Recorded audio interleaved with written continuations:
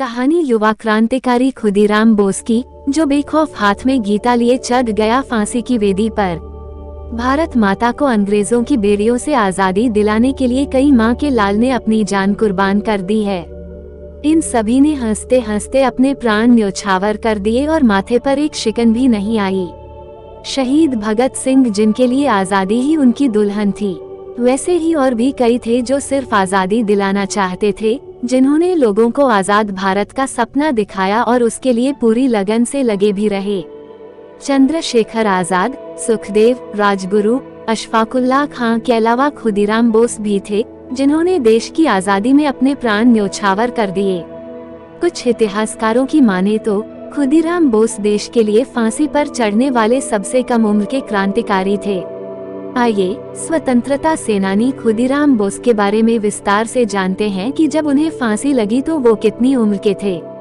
क्रांतिकारी खुदीराम बोस का जन्म बंगाल में मिदनापुर के हबीबपुर गांव में 3 दिसंबर 1889 को हुआ था। खुदीराम बहुत छोटे थे जब इनके माता पिता का निधन हो गया।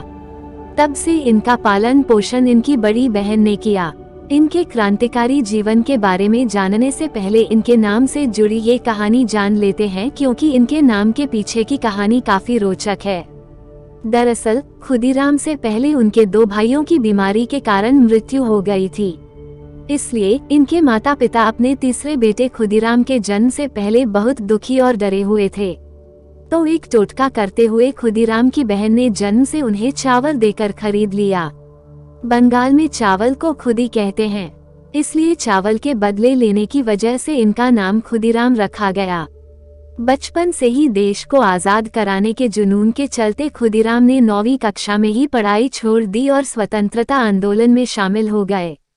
1905 में जब बंगाल का विभाजन हो गया तब खुदीराम बोस ने अपने क्रांतिकारी जीवन की शुरुआत सत्येंद्रनाथ बोस के नेतृत्व में की और रिवॉल्यूशनरी पार्टी के सदस्य बन गए।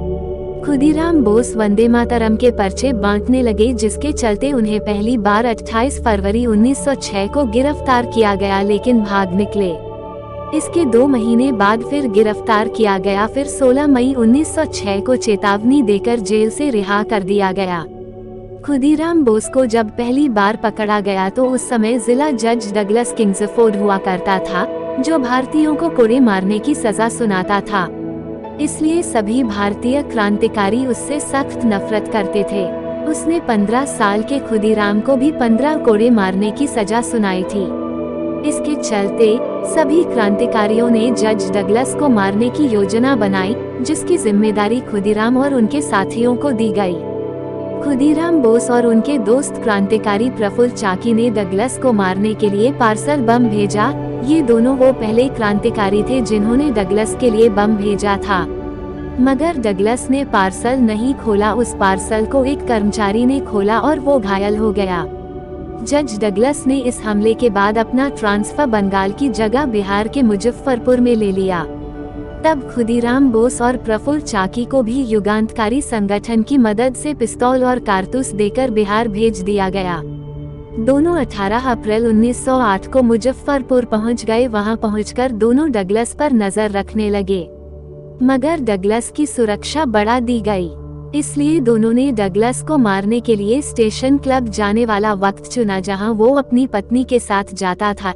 30 अप्रैल 1908 को शाम 8:30 बजे डगलस जब अपनी बग्गी में निकला तो बग्गी जब घर वापस आई, दोनों ने उसी वक्त बम फेंक दिया। लेकिन इस बार भी डगलस बच गया, क्योंकि वो बग्गी डगलस की नहीं बल्कि उनके साथ चलने वाली 2 महिलाओं की थी, जिसमें एक महिला मर गई और दूसरी बच गई। हमले के बाद खुदीराम और प्रफुल्ल अलग अलग चले गए और कलकत्ता में मिलना तय किया।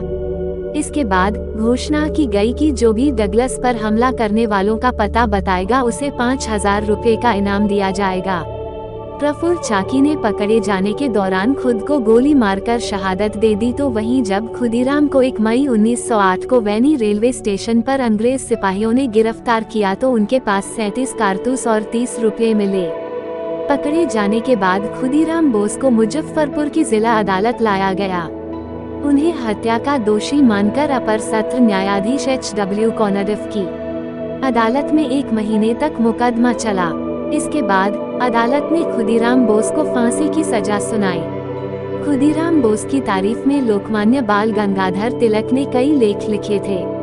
जज कॉन्डोफ की अदालत में सजा सुनाने से पहले जज ने खुदीराम से सवाल किया कि क्या तुम फांसी की सजा का मतलब जानते हो?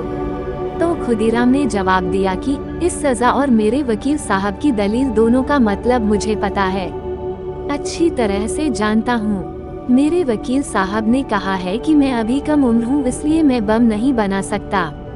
जज साहब, मेरी आपसे गुजारिश है कि आप खुद मेरे साथ चलें। मैं आपको भी बम बनाना सिखा दूंगा।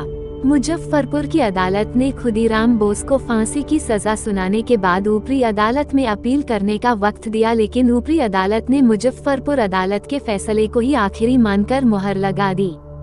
खुदीराम बोस को 11 अगस्त 1908 को मुजफ्फरपुर जेल में फांसी दी गई। फांसी के वक्त खुदीराम की उम्र महज 18 साल 8 महीने और 8 दिन थी और वो हाथों में गीता लेकर बेखौफ फांसी पर चढ़ गए थे।